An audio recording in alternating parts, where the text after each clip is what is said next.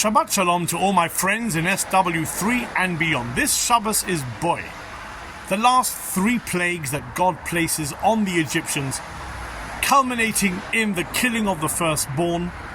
And then Pharaoh, being a firstborn himself, realizes the time of the Jewish people being slaves is up. The time of their freedom has arrived. And with that, he literally pushes Moshe Rabbeinu, Moses, and the Jewish people out of Egypt. And the rest is our journey into freedom through the Red Sea of next week, 10 Commandments in 2 weeks' time, building of the tabernacle for the next few weeks, the service of the synagogue, and the time of the Jewish people living in the wilderness. But it all starts with one last act, which is, just before the killing of the firstborn, God instructs Moshe. He says the following: tell each one to borrow from Merei Ehu, from their neighbor, from their friend, gold, silver, and clothes.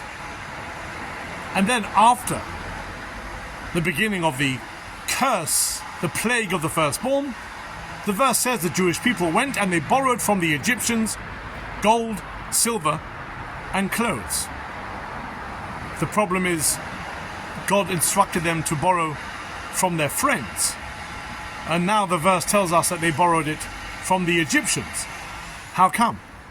And the answer, my friends, is brilliant, and this explains our DNA. God told Moses, let the Jewish people continue to do what they are famous for, which is kindness, chesed, borrowing, lending, gold, silver, clothes, even in servitude, even as slaves.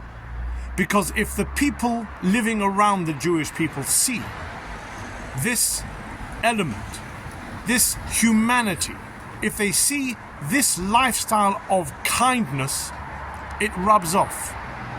And sure enough, before the Jewish people left, they went to the Egyptians, and the Egyptians just became kind people because of the influence of kindness that was around them. Us Jewish people fill the world with kindness. Why? Because they see how kind we are to each other. We see how there is kindness in our bloodstream.